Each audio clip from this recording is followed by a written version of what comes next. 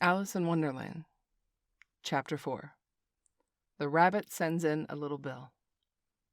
It was the White Rabbit, trotting slowly back again, and looking anxiously about as it went, as if it had lost something. And she heard it muttering to itself, the Duchess, oh my dear paws, oh my fur and whiskers, she'll get me executed as sure as ferrets are ferrets. Where could I have dropped them, I wonder?" Alice guessed in a moment that he was looking for the fan and pair of white kid gloves, and she very good-naturedly began hunting about for them, but they were nowhere to be seen. Everything seemed to have changed since her swim in the pool, and the great hall with the glass table and the little door had vanished completely. Very soon the rabbit noticed Alice as he went hunting about and called out to her in an angry tone, "Why, Mary Ann, what are you doing out here? Run home this moment and fetch me a pair of gloves and a fan, quick, now!" And Alice was so much frightened that she ran off in the direction he pointed to without trying to explain the mistake it had made. "He took me for his housemaid," she said to herself as she ran. "How surprised he'll be when he finds out who I am. But I better take him his fan and gloves, that is, if I can find them." As she said this, she came upon a neat little house, on the door which was a bright brass plate with the name W. Rabbit engraved upon it. She went in without knocking and hurried upstairs, in great fear lest she should meet the real Mary Ann and be turned out of the house before she found the fan and gloves. "How queer it seems," Alice said to herself, "to be going on messages for a rabbit. I suppose Dinah will be sending me on messages next." And she began fancying the sort of thing that would happen. "Miss Alice, come here directly and get ready for your walk." "Coming in a minute, nurse, but I've got to see that the mouse doesn't get out." "Oh, only I think," Alice went on, "that they'd let Dinah stop in the house if she began ordering people about like that." But this time she found her way into a tidy little room with a table in the window, and on it, as she had hoped, a fan and 2 or 3 pairs of tiny white kid gloves. She took up the fan and a pair of gloves and was just going to leave the room when her eye fell upon a little bottle that stood near the looking-glass. There was no label this time with the words "Drink me," but nevertheless she uncorked it and put it to her lips. "I know something interesting is sure to happen," she said to herself, "whenever I eat or drink anything, so I'll just see what this bottle does. I do hope it'll make me grow large again, for I am quite tired of being such a tiny little thing." It did so indeed, and much sooner than she had expected, for she had drunk half the bottle. She found her head pressing against the ceiling and had to stoop to save her neck from being broken.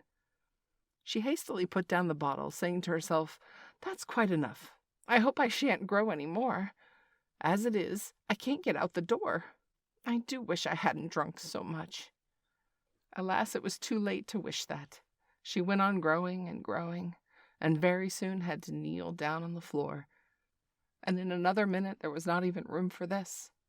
And she tried the effect of lying down with one elbow against the door and the other arm curled around her head, and she still went on growing. And as a last resource, she put one arm out the window and one foot up the chimney and said to herself, "Now I can do no more. Whatever happens, what will become of me?" Lucky for Alice, the little magic bottle had now taken its full effect, and she grew no larger. Still, it was very uncomfortable, as there seemed to be no sort of chance of her ever getting out of the room again. No wonder she felt unhappy. It was much pleasanter at home, thought poor Alice, when one wasn't always growing larger and smaller and being ordered about by mice and rabbits. I almost wish I hadn't gone down that rabbit hole, and yet, it's rather curious, you know, this sort of life. I do wonder what can have happened to me. I used to read fairy tales. I fancied the kind of thing that never happened, and now here I am in the middle of one. There ought to be a book written about me. There ought. And when I grow up, I'll write one. But I'm grown up now," she added in a sorrowful tone. "At least there's no room to grow up any more in here." But then, thought Alice, shall I never get any older than I am now? That'll be a comfort in one way, never to be an old woman, but then always to have lessons to learn. Oh, I shouldn't like that. "Oh, you foolish Alice," she answered herself. How can you learn lessons in here? Well, there's hardly room for you, and no room at all for any lesson books." So she went on, taking first one side and then the other, making quite a conversation of it all together. But after a few minutes she heard a voice outside and stopped to listen. "Mary Ann, Mary Ann," said the voice, "fetch me my gloves this moment." And then a little pattering of feet on the stairs. Alice knew it was the rabbit coming to look for her, and she trembled till she shook the house, quite forgetting that she was now about 1,000 times as large as the rabbit, and had no reason to be afraid of it. Presently the rabbit came up to the door and tried to open it. But as the door opened inwards, and Alice's elbow was pressed hard against it, that attempt proved a failure. Alice heard it say to itself, "Then I'll go around and get in on the window." "That you won't," thought Alice. After waiting till she fancied she heard the rabbit just under the window, she suddenly spread out her hand and made a snatch in the air. She did not get a hold of anything, but she heard a little shriek and a fall and a crash of broken glass, from which she concluded that it was just as possible that he fallen into the cucumber frame or something of the sort. Next came an angry voice, the rabbit's. "Pat, Pat, where are you?" Then a voice she had never heard before. "Sure then, I'm here, digging for apples, your honor." "Digging for apples, indeed," said the rabbit angrily. "Here, come and help me out of this." Sounds of more broken glass. "Now tell me, Pat, what's that in the window?" "Sure it's an arm, your honor." He pronounced it arm. "An arm, you goose? Who ever saw one that size? Why, it fills the whole window." "It sure does, your honor, but it's an arm for all that." "Well, it's got no business there at any rate. Go and take it away." There was a long silence after this, and Alice could only hear whispers now and then, such as, "Sure I don't like it, your honor, no, not at all," and "Do as I tell you, you coward." At last she spread out her hand again and made for another snatch in the air, and this time there were 2 little shrieks, and more sounds of broken glass. "What a number of cucumber frames there must be," thought Alice. "I wonder what they'll do next. As for pulling me out of the window, I only wish they could. I'm sure I don't want to stay in here any longer." She waited for some time without hearing anything more.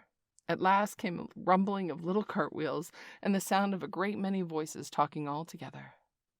She made out the words, "Where's the other ladder? Why, I hadn't brung but one. Bill's got the other. Bill, fetch it. Here, lad. Here, put 'em up at this corner. No, tie 'em together first. They don't reach half high enough yet.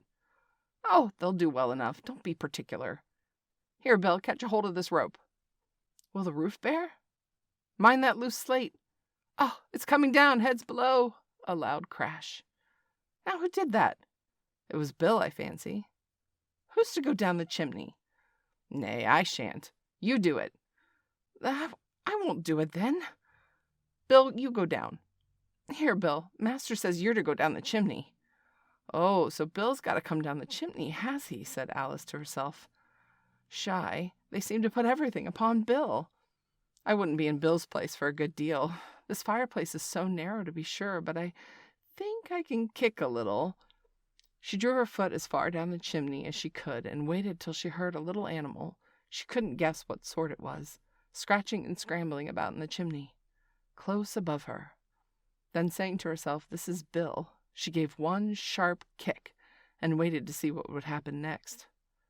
The first thing she heard was a general chorus of "There goes Bill," and then the rabbit's voice along, "Catch him, you by the hedge." Then silence, and then another confusion of voices. "Hold up his head. Brandy now, don't choke him. How was it, old fellow? What happened to you? Tell us about it." Last came a little feeble squeaking voice. "That's Bill," thought Alice. "Well, I hardly know. No more, thank you, I'm better now. But I'm a deal too flustered to tell you. All I know is that something comes at me like a jack-in-the-box, and I go up like a skyrocket." "So you did, old fellow," said the others. "We must burn the house down," said the rabbit's voice, and Alice called out as loud as she could, "If you do, I'll set Dinah on you." There was a dead silence instantly, and Alice thought to herself, "I wonder what they'll do next. If they had any sense, they'd take the roof off." After a minute or two, they began moving about again, and Alice heard the rabbit say again, "A barrowful will do to begin with." "A barrowful of what?" thought Alice. But she had not long to doubt, for the next moment a shower of little pebbles came rattling at the window, and some of them hit her in the face. "I'll put a stop to this," she said to herself, and shouted out, "You better not do that again," which produced another dead silence. Alice noted with some surprise that the pebbles were all turning into little tiny cakes as they lay on the floor, and a bright idea came into her head. "If I eat one of these cakes," she thought, "it's sure to make some changes in my size. And as it can't possibly make me larger, it must make me smaller, I suppose." So she swallowed one of the cakes, and was delighted to find that she began shrinking directly. As soon as she was small enough to get through the door, she ran out of the house and found quite a crowd of little animals and birds waiting outside. The poor little lizard, Bill, was in the middle, being held up by 2 guinea pigs, who were giving it something out of a bottle. They all made a rush at Alice the moment she appeared, but she ran off as hard as she could, and soon found herself safe in a thick wood. "The first thing I've got to do," said Alice to herself, as she wandered about in the wood, "is grow to my height and size again. The second thing is to find my way into that lovely garden. I think that will be the best plan." It sounded like an excellent plan, no doubt, and very neatly and simply arranged. The only difficulty was that she had not the smallest idea on how to set about it. And while she was peering about anxiously among the trees, a little sharp bark just over her head made her look up in a great hurry. An enormous puppy was looking down at her with large round eyes and feebly stretching out one paw trying to touch her. "Poor little thing," said Alice in a coaxing tone. She tried hard to whistle to it, but she was terribly frightened all the time that it thought it might be hungry, in which case it would be very likely to eat her in spite of all her coaxing. Hardly knowing what she did, she picked up a little bit of stick and held it out to the puppy, whereupon the puppy jumped into the air off all its feet at once with a yelp of delight and rushed at the stick and made believe to worry it. Then Alice dodged behind a great thistle to keep herself from being run over. And the moment she appeared on the other side, the puppy made another rush at the stick and tumbled head over heels in its hurry to get a hold of it. Then Alice, thinking it was very like having a game of play with a cart horse and expecting every moment to be trampled under its feet, ran round the thistle again.